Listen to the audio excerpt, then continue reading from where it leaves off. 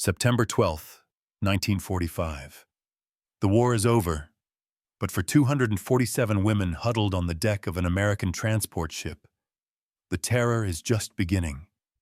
They are prisoners, instruments of the defeated Empire of Japan, and they are sailing into the maw of the beast. They were taught was a soulless monster, America.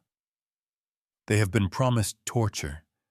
They have been promised humiliation.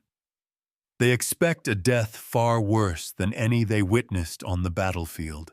They brace themselves for the snarling demons, for the sharp sting of a bayonet, for the cruelty of a victor. Instead, as they are led into a processing center, they are met with an assault of a different kind, an assault of crisp, clean towels, of steam rising from hot showers, of the scent of lilac-scented soap. This is not the opening salvo of their destruction, but the beginning of their deconstruction. For these women were not just prisoners of war.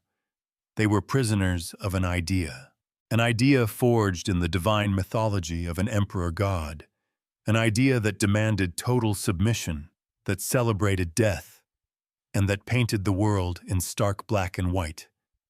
Good versus evil, Japanese versus demon. The Americans, however, would not fight that idea with brutality.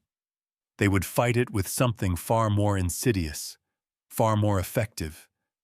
They would fight it with roast chicken, with Glenn Miller records, with wages for their labor, and with smiles that made no sense. This is not a story about the end of a war. It is the story of the end of a world.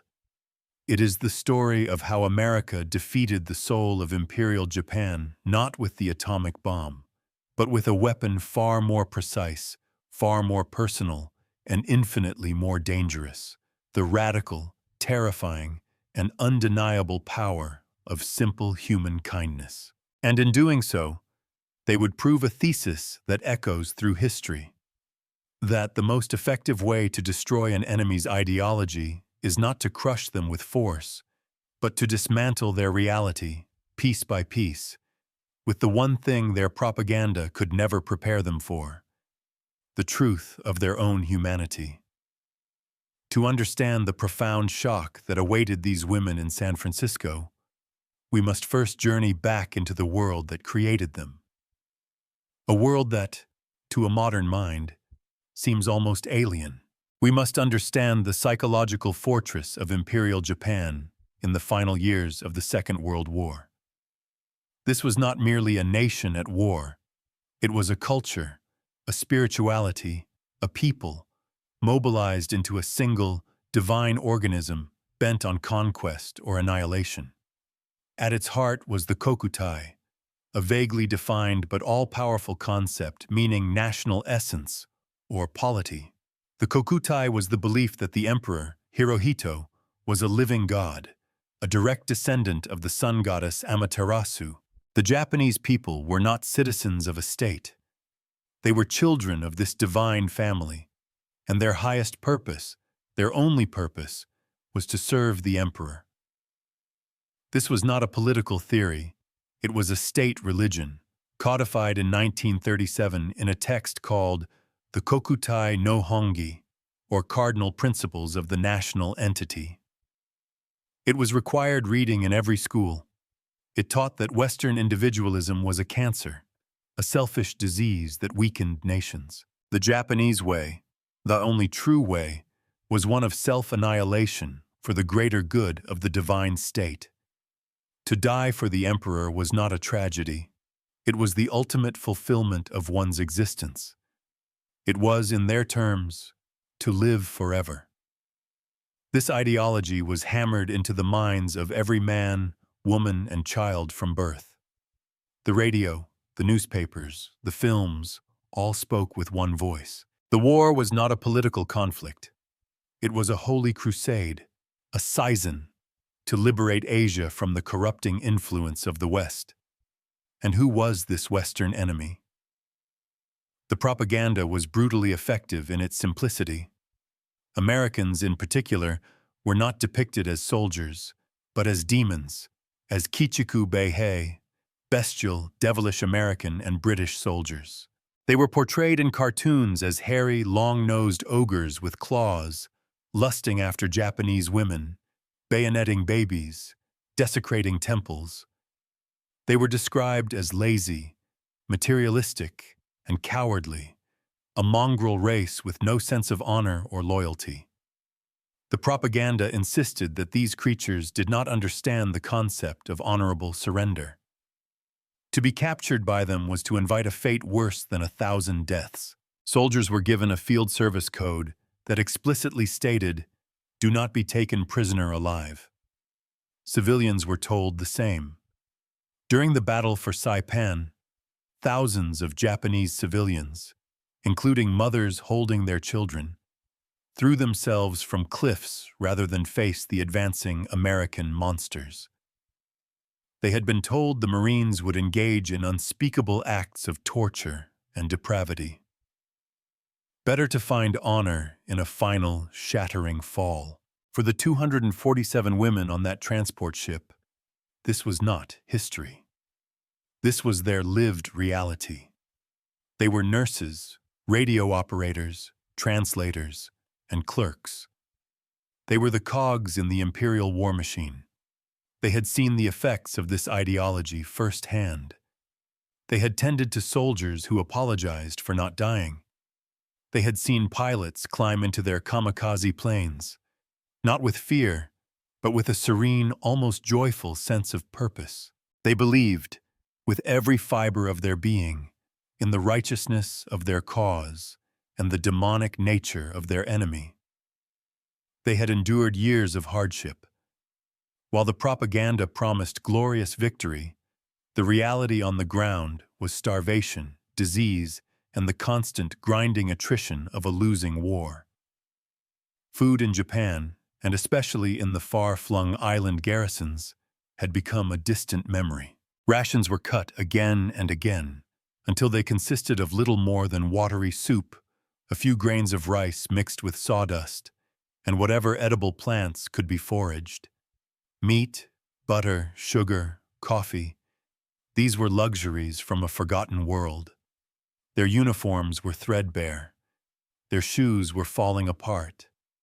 Their bodies were thin and weary.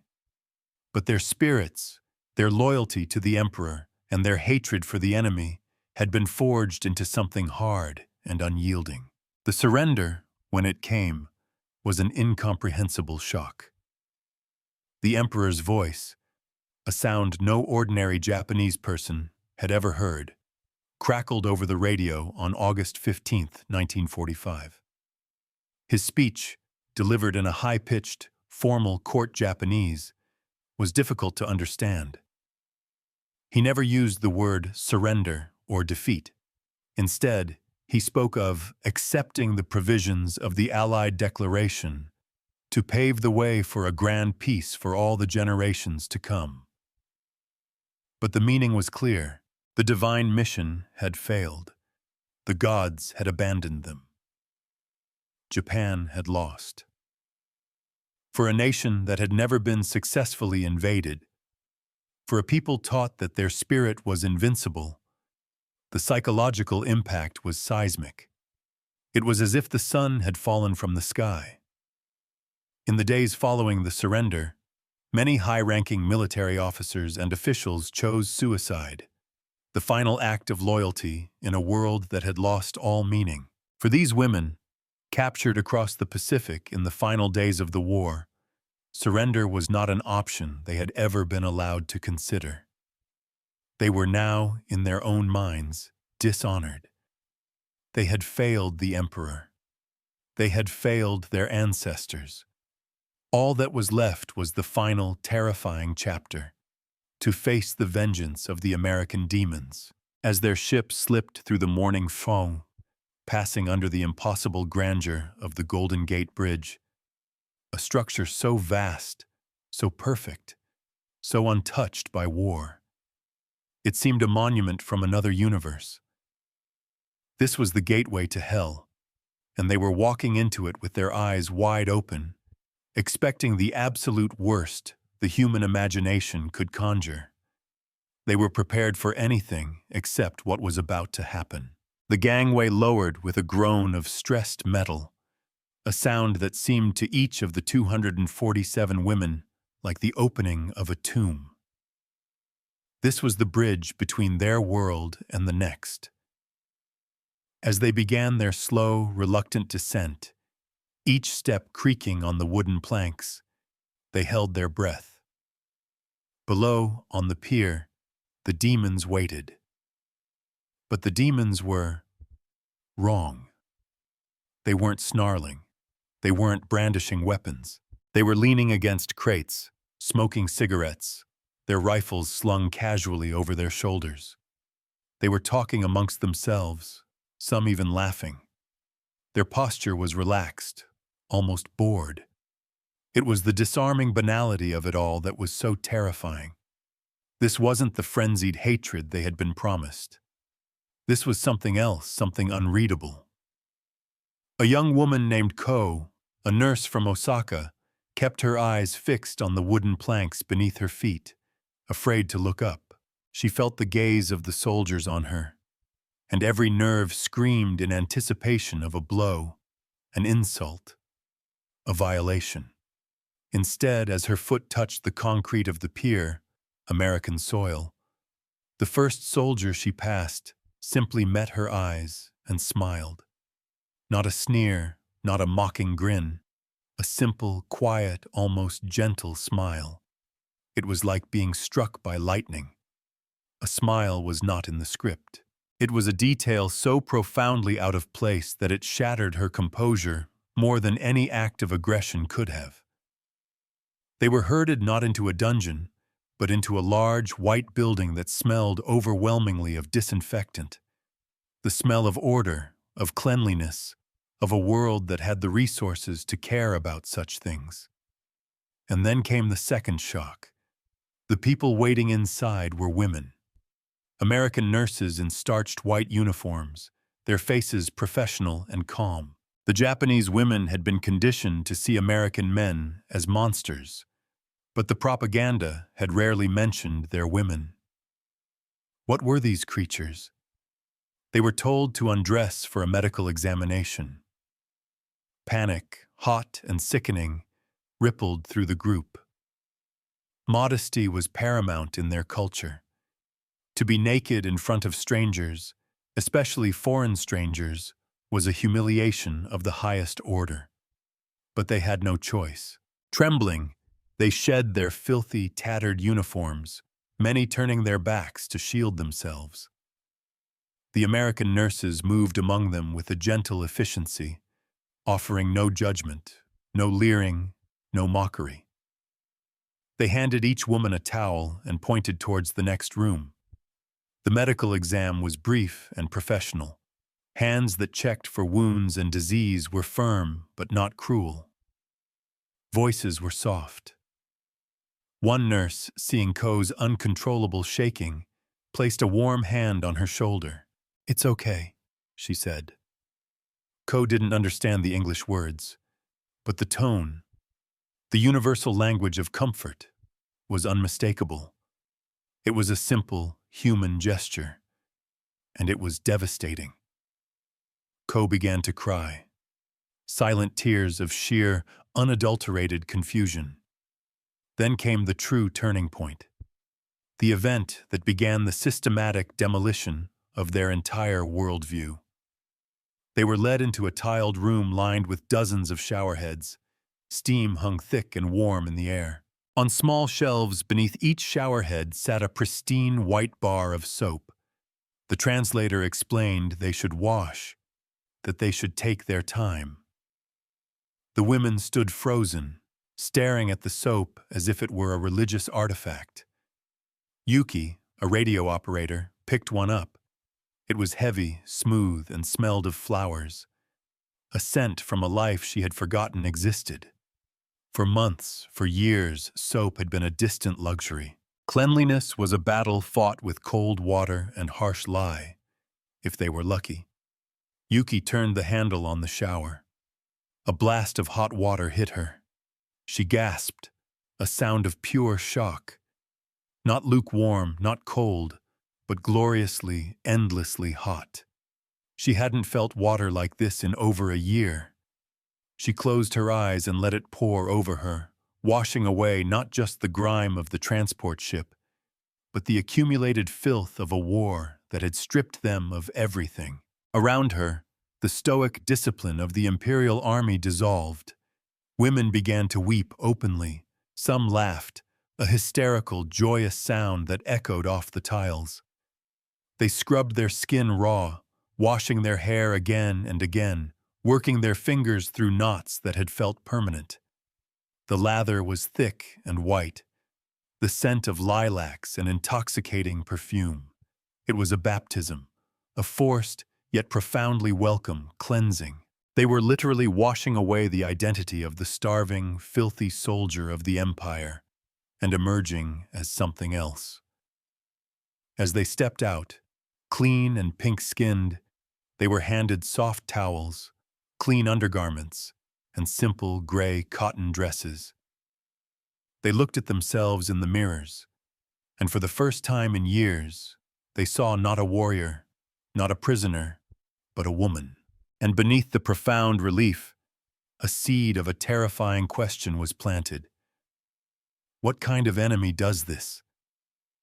This question, planted in the warm, steamy air of the showers, would be watered and nourished in the mess hall. They were led into a vast room, the likes of which they had only seen in movies. Long tables were covered in clean white cloths, and the smell was an overwhelming physical force. Baking bread, roasting meat, brewing coffee. It was the scent of abundance, of a world without rationing, without hunger. It was the smell of victory. They sat, backs rigid, hands in their laps, staring at the empty plates. This had to be a trick. The final meal before the execution. The sake before the ritual suicide. American soldiers in kitchen whites began serving them, placing a plate in front of each woman. Ko stared at what lay before her. A piece of golden brown roast chicken, a scoop of fluffy mashed potatoes with a pool of rich brown gravy, green beans glistening with butter, a thick slice of soft white bread with a yellow pat of real butter melting on it, a glass of cold milk, a cup of steaming coffee. It wasn't a meal, it was a fantasy. It was more food, more variety, more richness than she had seen on a single plate in her entire life. A profound silence fell over the hall. No one moved. No one dared to eat. The food was an object of both intense desire and intense suspicion. Finally, Yuki picked up her fork. Her hand trembled as she cut a small piece of chicken. She lifted it to her lips, chewed slowly, and her eyes closed. The flavor, savory, real, rich, was an explosion on a palate accustomed to blandness and decay. She swallowed, and then she began to cry. Her tears broke the spell. All around the hall, women began to eat, some with a desperate, frantic hunger, as if it might be snatched away. Others ate slowly, deliberately, savoring every single bite as if it were a sacrament. They ate through their tears, a mix of overwhelming relief and a new, creeping emotion, shame. An older woman, Tomoko, held a piece of chicken in her hand, unable to eat, her body shaking with sobs. "My children," she whispered in Japanese to the woman next to her. "My children are starving in Tokyo, and I am eating chicken." The thought spread like a virus through the room. The kindness was a curse. Every delicious bite was a betrayal. While they sat in this palace of abundance, their families were picking through the rubble of firebombed cities, surviving on grass soup and boiled roots. Their husbands, fathers, and brothers were either dead or starving in POW camps across Asia, or returning as ghosts to a homeland that was now a ruin. The enemy, the American demon, was feeding them better than their own divine emperor ever had.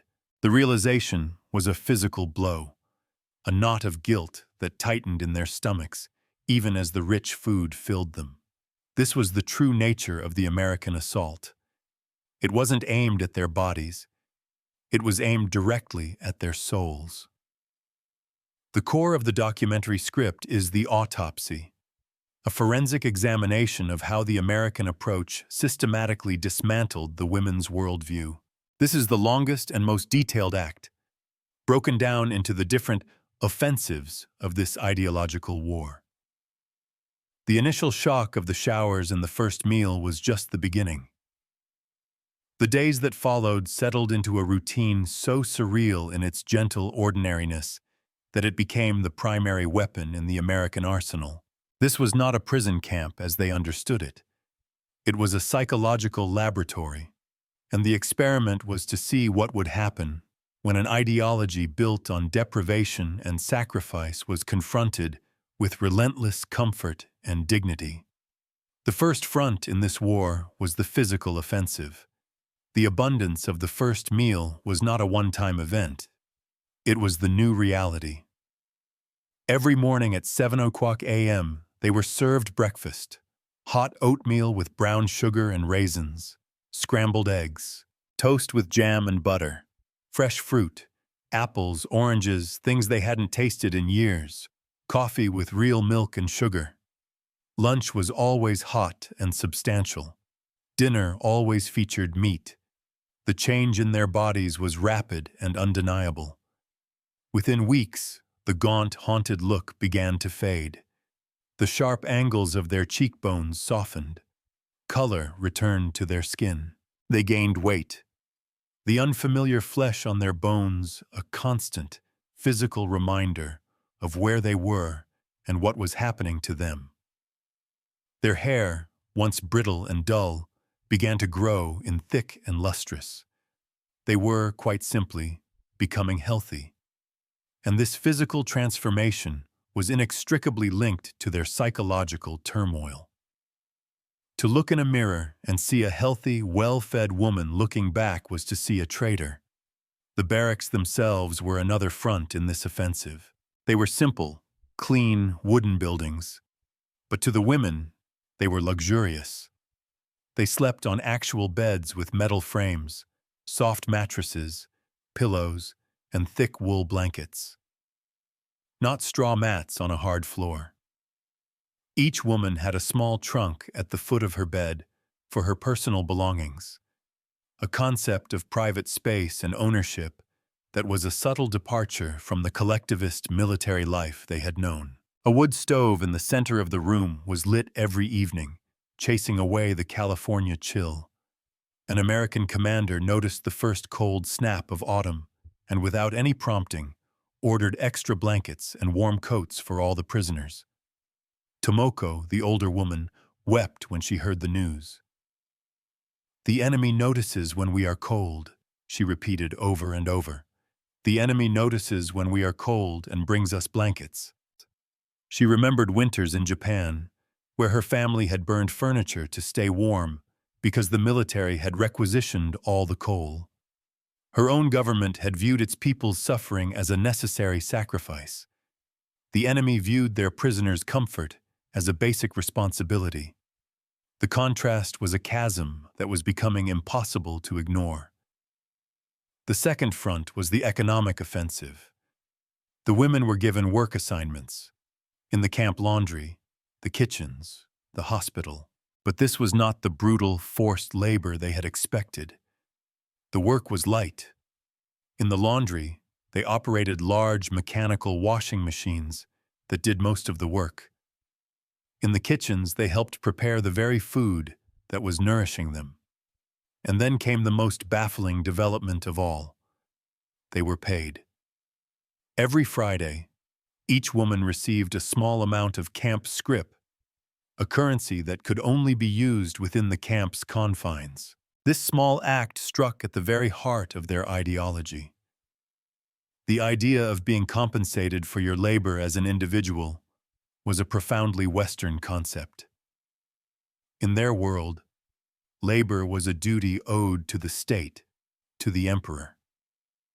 To be paid for it implied that their time and effort had intrinsic individual value. And what could they do with this money? They could go to the camp canteen, a small store that was, to them, a treasure cave of impossible luxuries. There were chocolate bars, Hershey's, Nestlé. The women would stand before the display, staring in silent awe. Chocolate had vanished from civilian life in Japan years ago. Here, enemy prisoners could buy it with money they had earned. There was lipstick, hand lotion, perfume, small, simple things that had nothing to do with survival and everything to do with femininity, with self-care, with individuality. Yuki bought a chocolate bar with her first week's wages. She carried it back to the barracks as if it were the crown jewels. She unwrapped it slowly, broke off a single square, and placed it on her tongue. The sweetness that melted in her mouth was the taste of a forbidden world. "I am a prisoner of war," she whispered to Ko, "and I am eating chocolate."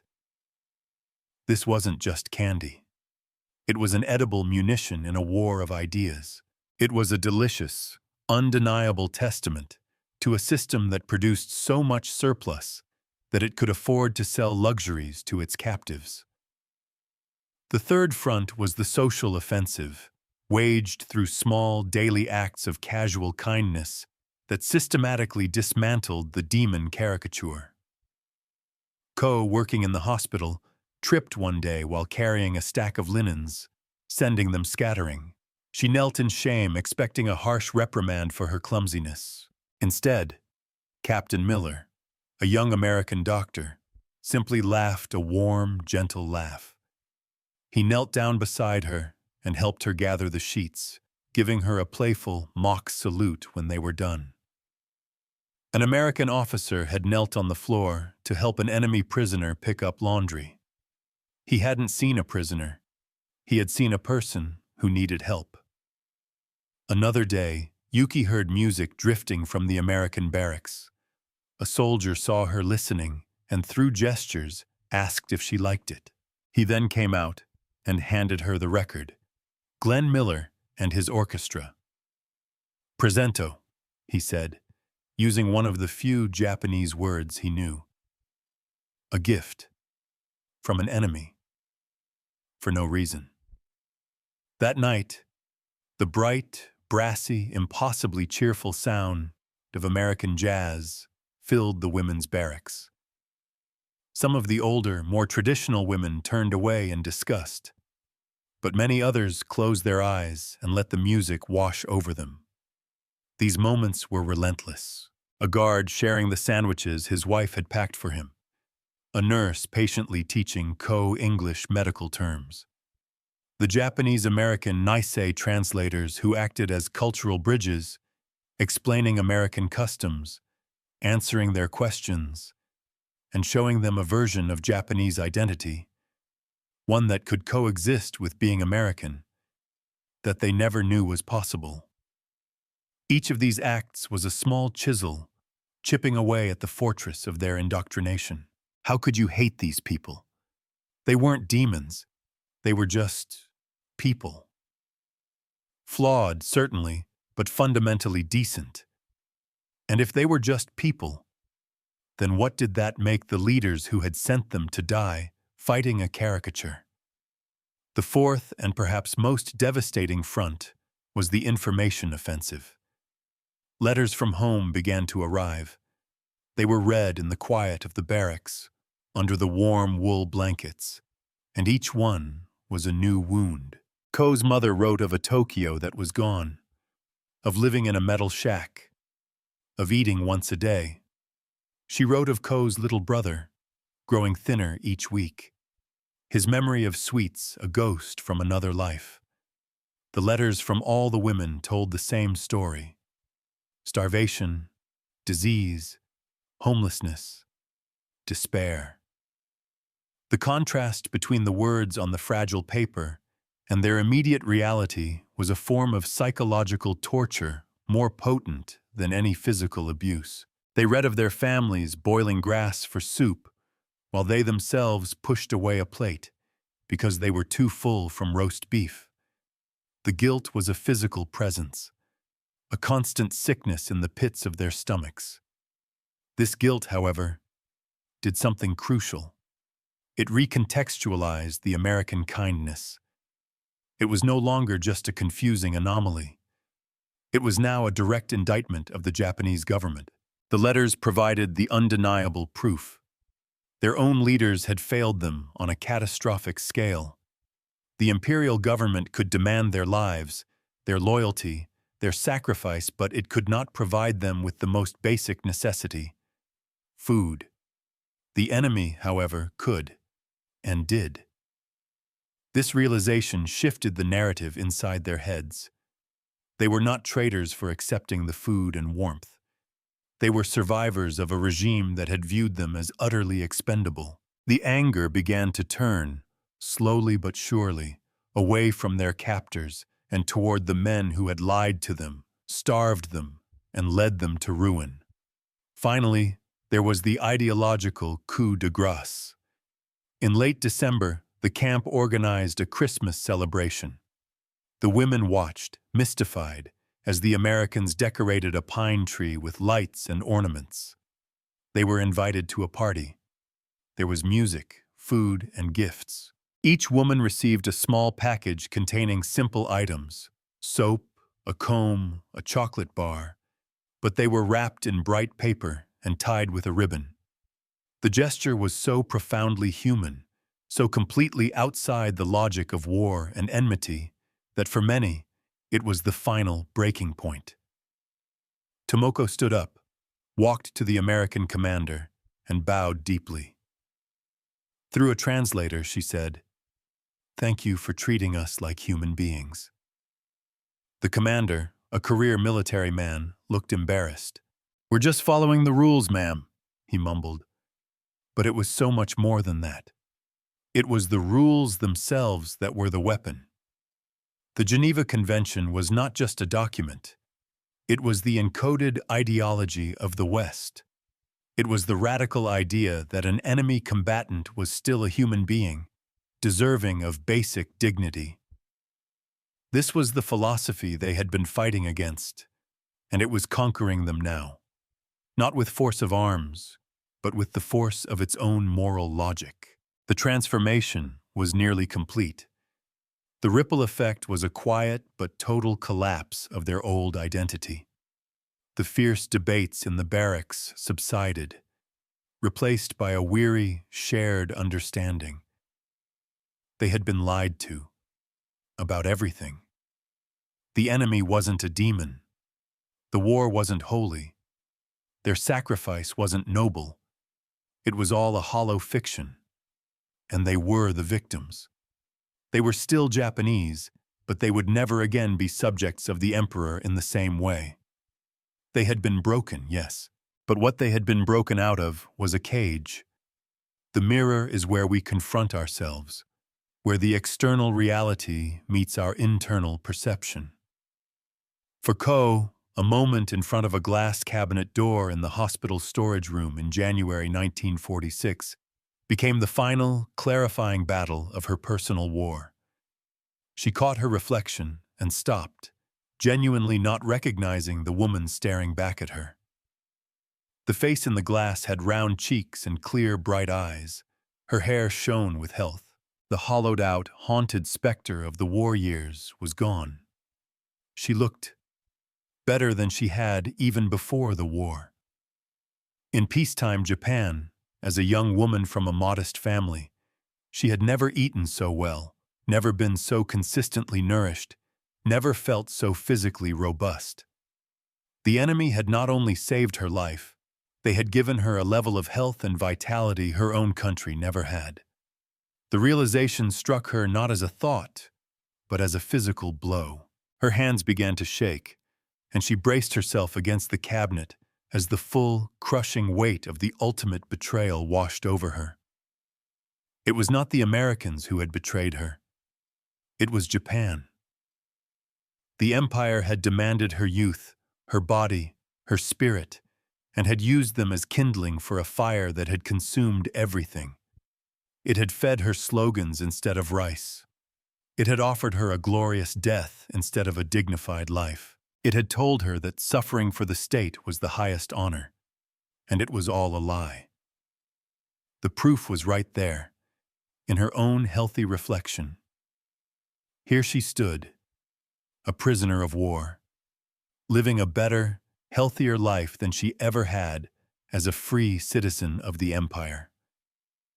The Americans hadn't broken her with cruelty. They had broken her with the undeniable truth of her own well-being. And that truth was an indictment of everything she had ever been taught to believe. She slid to the floor and sobbed, not with the quiet tears of confusion she had shed in the showers, but with deep, ragged, wrenching sobs of pure grief. Grief for the naive girl who had believed the propaganda. Grief for the years wasted in service to a lie. Grief for her family, still trapped in the ruins of that lie. And an explosive, liberating rage at the men in power who had demanded everything from their people while offering them nothing but a beautiful, deadly myth. A nurse, Helen, found her there. The American woman didn't need a translator to understand the scene. She simply sat on the floor beside Ko, a silent, comforting presence in the midst of the emotional wreckage. In that moment, a bond was formed that transcended language, nationality, and the entire Pacific War. It was just one human being offering comfort to another. And for Ko, this was the final piece of the puzzle. This was what it looked like when a culture believed that individuals had inherent worth. It wasn't about grand political theories. It was about sitting on a cold floor with an enemy who was crying. That evening, Ko stood before the other women in the barracks. Her voice was quiet but steady. "I saw myself in a mirror today," she began.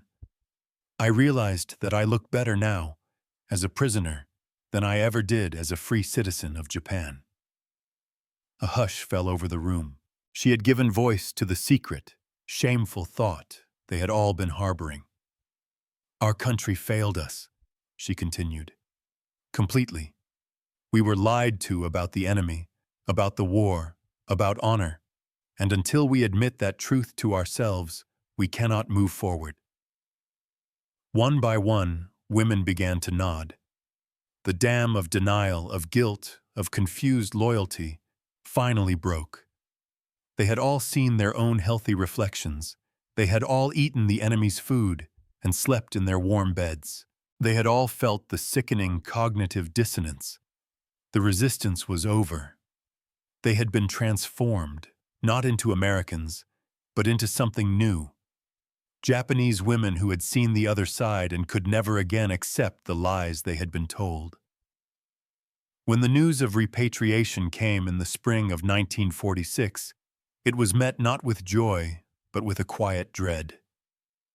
Going home meant returning to the devastation they had only read about in letters. It meant facing their starving families with their own well-fed bodies. It meant leaving the strange, paradoxical safety of the prison camp for the chaos of a collapsed nation.